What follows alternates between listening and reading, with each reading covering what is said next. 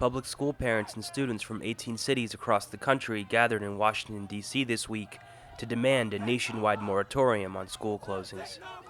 Federal programs like Race to the Top offered financial incentives for cities and states for radically changing their schools, including firing staff and shutting schools down.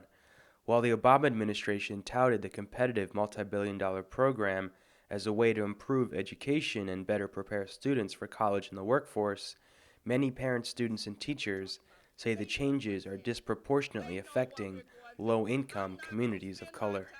I came here to demand. I ain't asking for not a damn thing. I'm telling you that I am demanding an education for our children. We pay the money. We send our children to the schools. They are our schools. They are our children. It is our money. And that's my attitude over all these years.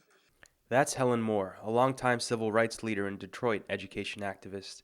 She is one of hundreds who attended a hearing Tuesday in Washington, D.C., calling for a national moratorium on school closings. Moore was part of a group that filed a Title VI civil rights complaint last summer challenging the policies. She says school closings in Detroit, a city already marked by high rates of unemployment, vacant houses, and foreclosures, are destabilizing the community. Neighborhoods start going down as the families move out. They don't want to be told which school they have to go to because there's no other choice for them to go to. When a school is closed, the student population often has to travel to a different school building or reapply to go back to their school.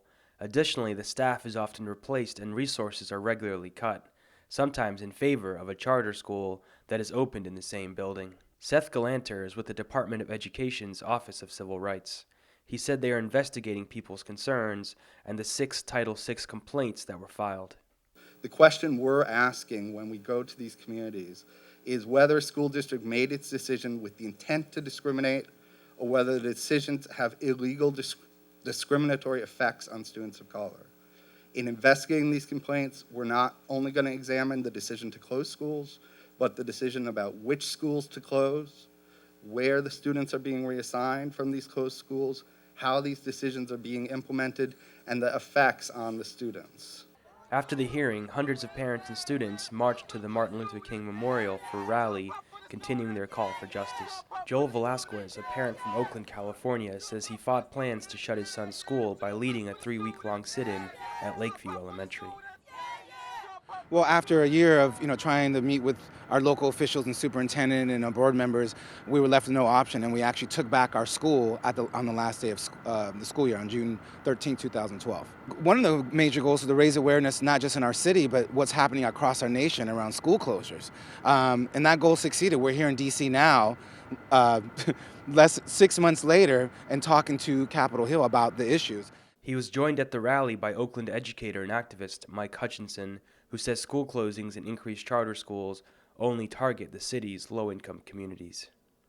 And if you look at a map of Oakland, we have the flatlands and we have the hills. In the flatlands, which are less affluent, that's where all the school closures have happened. That's where all the charter schools are. There are no school closures and there are no charter schools in the hills. And just on the face of it, it doesn't pass the laugh test. If charter schools and school closures were the best educational option, then I would imagine to see them applied across the board and in the more affluent communities first. And that's not the way it's happened. A delegation from New Orleans, the city with the highest proportion of charter schools in the country, also traveled to D.C. Student Terrell Major says his public school gets less resources than the charter school that shares the same building. When the storm Isaac came, after we came back from the storm, their side of the cafeteria, because we sit on separate sides of the cafeteria, their side of the cafeteria was fixed up immediately, and our side was left damaged for weeks. How did that make you feel? It made me feel like I was lesser than, almost as if I was not relevant, like I didn't really matter in my own school. Major calls that discrimination. Despite the challenges, some are encouraged by the growing grassroots movement against school closings, including New Orleans parent and activist Karen Harper Royal. I think we are at a turning point. because there are people organizing in different ways all over the country. In Seattle, it's around testing. We're organizing around school closures. There are teachers who are organizing around their evaluation system. There are different grassroots groups of people who are organizing around many different facets of what is being called education reform. We are definitely at a critical point because, after all, we're not getting the desired outcome. In addition to a nationwide moratorium on school closings, activists are calling for sustainable school transformation, increased resources, and a community-based input process. Organizers have vowed to return to Washington if the Department of Education does not take action.